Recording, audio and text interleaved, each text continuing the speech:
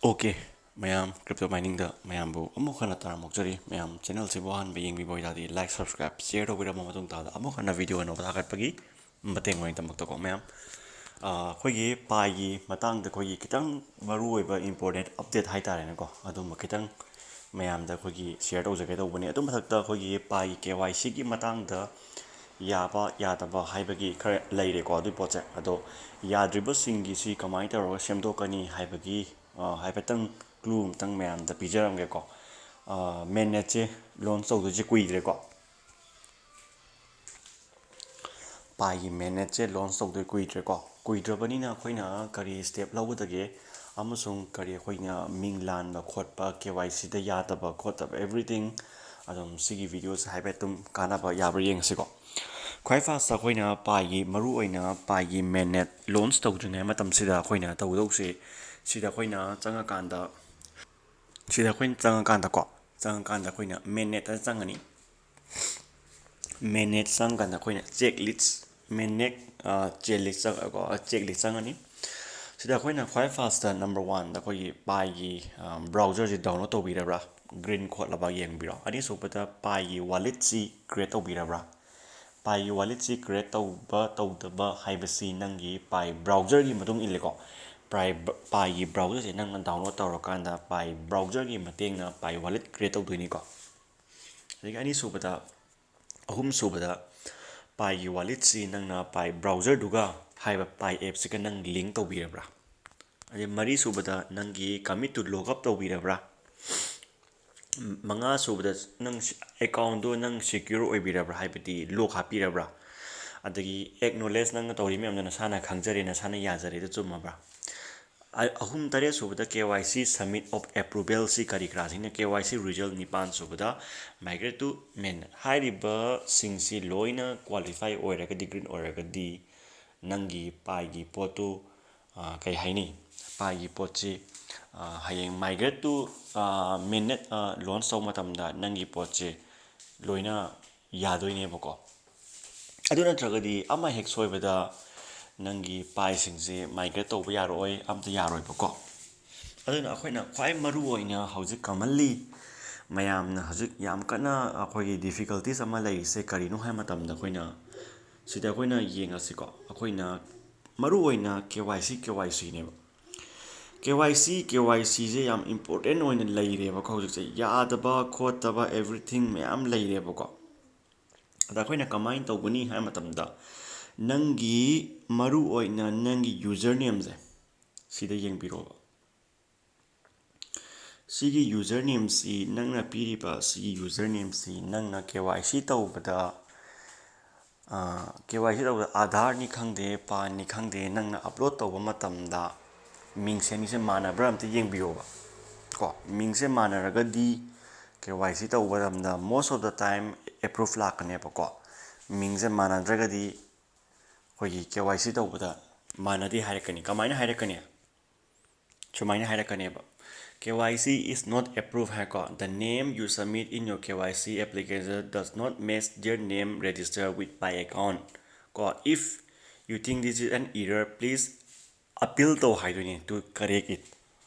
Appeal to haiduni ko. Ade ko kamai to batare. Ko. Hari pa post sumai lak to ni ko. Sumai lak to ni ba. Adu dadi sida aikoina account verification gi makhada account verification gi hek makhada khoi name edit or nang setting gi hek makhada sida ko name si makhada name edit ki chang name edit to bagi facility ama yaw bra yeng biroba ko every mi ko de maki kom kai gumba KYC to bada khoi discontinue or not approve haira ga di ko yaw bra yeng biro adu da yaw dragadi akhoi kari step logani se yengo ko khwai fa sa mun ta biu ko adu KYC ya de mu tawrakani last ko back chalo khoina back chalaka portal support portal chango khoina support portal changa matungda kari dawone ko support portal change hariba support portal si sigi mathak se hana si login tawbiyo ba ko si login tawbiro nang email password nang khangidana ko adu khangdradi yaroi ko adudi makok tim hawrani ko yam soire adu khangdradi ko KYC approve kangu gini ko approve kamai tawgadagi ko login tawbiro login tawba loire kanda nangna tawtuije siko nangna tawtuije sida akoina si login tawre ko login tawra matungda kari step lawani hi chingkhalo suggest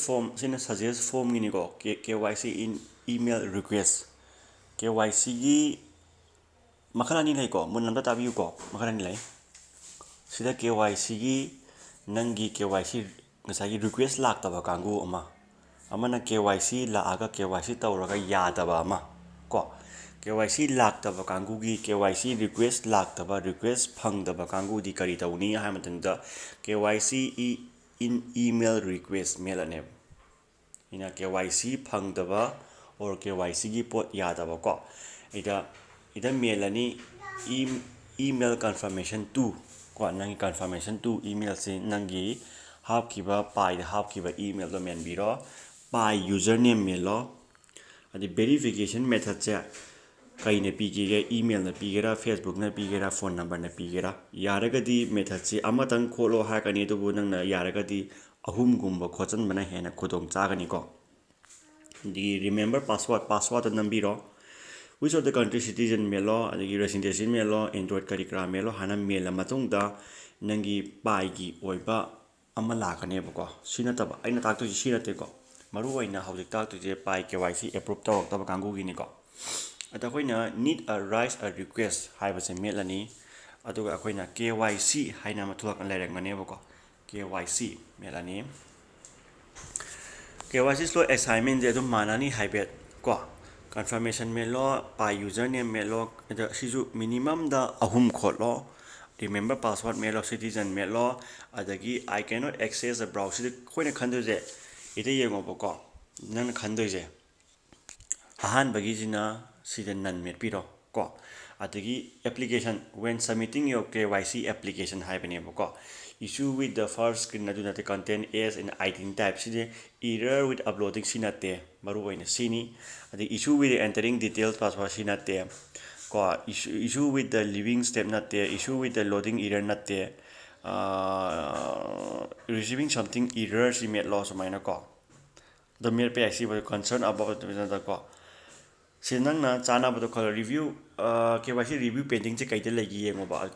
kaidi sahi kya book later age kamai to before January de later between January de later have the mail and request for KYC application in a request for your pending maru oina sine bi yengo boko request for your pending maru oina sida yeng bi ro ko ida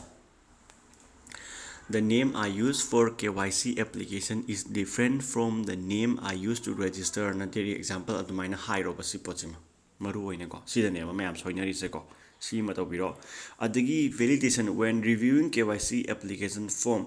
the use cannot submit there I use the access validation or cannot access anymore not there adagi liveness video not there I'm getting stuck in it not there I don't know KYC I didn't get not there none melo so mana ko nang na sana with the melo aduga nang sida nangi description do fazana define tawroba ko nang na sida nangi kahani description do fazana define tawro sumai tawre ai si yadre khotre ai KYC submit tawbani aduga ai ming chana dre khotre na haraga define tawro ko adu semdok pai poto adu pbu khotpiyo nang na hariba poto nang na ida screenshot tuma paste awsalani adu kana send tawro ko adu moina re KYC gi form am tharakani adu nang mkhda na amuk semdokadaba ko adu lo yarane bako aduga name semdok pai sidum yawbani ko name semdok ke haragana amuk adu ju laibani ko average dum para khangani ko sumai tawraga koi KYC gi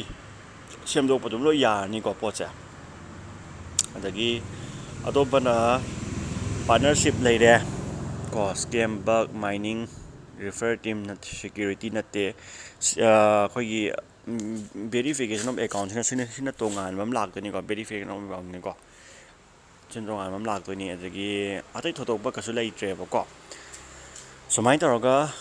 ꯑꯗꯣꯝꯒꯤ ꯄꯥꯏꯒꯤ ꯑꯦꯀꯥꯎꯟꯁꯤꯡ ꯑꯩꯈꯣꯏ KYC ꯌꯥꯗꯕꯁꯤꯡ ꯂꯣꯏꯅ verify ꯇꯧꯕ ꯑꯗꯨꯝ ꯌꯥꯗꯣꯏꯅꯤꯀꯣ ꯁꯨꯃꯥꯏꯅ ꯇꯧꯔꯒ ꯍꯥꯏꯐꯦꯠ ꯄꯥꯔ ꯑꯗꯨꯝ ꯈꯪꯉꯅꯤ ꯀꯩꯁꯨ ꯂꯨꯕ ꯊꯕꯛ ꯅꯠꯇꯦꯀꯣ ꯑꯗꯨꯒ ꯑꯗꯨꯝ ꯏꯃꯥꯟꯗ ꯃꯥꯟꯅꯕ ꯄꯣꯠꯅꯤ KYC ꯇꯧꯍꯟꯕ ꯑꯗꯒꯤ ꯐꯣꯟꯒꯤ ꯃꯤꯡ ꯆꯦꯟꯖ ꯇꯧꯍꯟꯕ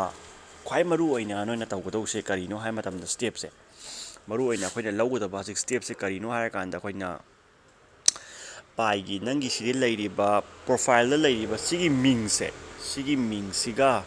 ꯅꯪꯒꯤ ꯑꯙꯥꯔꯗ ꯂꯩꯔꯤꯕ ꯃꯤꯡꯗꯨꯒ ꯑꯅꯤꯁꯦ ꯌꯥꯔꯒꯗꯤ ꯃꯥꯟꯅꯍꯟꯕꯤꯌꯣꯕ ꯃꯦꯟ ꯐꯣꯀꯁ ꯑꯗꯨꯅꯦꯕ ꯀꯣ ꯁꯤ ꯃꯥꯟꯅꯗ꯭ꯔꯒꯗꯤ ꯅꯪ ꯑꯗꯨꯝ ꯌꯥꯔꯔꯣꯏꯕ ꯚꯦꯔꯤꯐꯥꯏ ꯇꯧꯕ ꯁꯨꯡꯉꯝ ꯉꯝꯃꯔꯣꯏꯕ ꯄꯣꯠꯁꯦ ꯑꯗꯨꯝ KYCꯗ ꯅꯣꯠ ꯑꯦꯄ꯭ꯔꯨꯞ ꯂꯥꯛꯑꯅꯦꯕꯀꯣ ꯌꯥꯔꯒꯗꯤ ꯁꯤ ꯍꯥꯟꯅꯗ ꯚꯦꯔꯤꯐꯥꯏ ꯇꯧꯕꯤꯌꯨ ꯑꯗꯨ ꯃꯇꯨꯡ ꯇꯥꯕꯗ ꯑꯦꯕ꯭ꯔꯤꯊꯤꯡ ꯑꯗꯨꯝ ꯁ꯭ꯇꯦꯞ ꯕꯥꯏ ꯁ꯭ꯇꯦꯞ ꯂꯥꯛꯀꯅꯤꯀꯣ ꯃꯌꯥꯝ ꯁꯤꯅꯤ ꯑꯩꯈꯣꯏꯒꯤ ꯄꯥꯏꯒꯤ ꯌꯥꯔꯒꯗꯤ ꯌꯥꯝ ꯊꯨꯅ ꯇꯧꯕꯤꯍꯧꯔꯣ ꯅꯠꯇ꯭ꯔꯒꯗꯤ ꯅꯪꯅ ꯃꯥꯏꯟ ꯇꯧꯖꯔꯤꯕ ꯄꯥꯏꯁꯤꯡꯗꯣ ꯂꯣꯏꯅ ꯃꯥꯡꯗꯣꯏꯅꯤꯀꯣ ꯂꯣꯏꯅ ꯀꯥꯡꯒ ꯊꯥꯡ ꯇꯥꯗꯣꯏꯅꯤꯀꯣ ꯃꯌꯥꯝ ꯐꯔꯦ ꯚꯤꯗꯤꯑꯣꯁꯦ ꯌꯥꯝ ꯁꯥꯡꯗꯣꯛꯈ꯭ꯔꯅꯤ ꯂꯣꯏꯁꯤꯟꯖꯔꯒꯦ ꯃꯌꯥꯝ ꯒꯨꯗ ꯅꯥꯏꯠ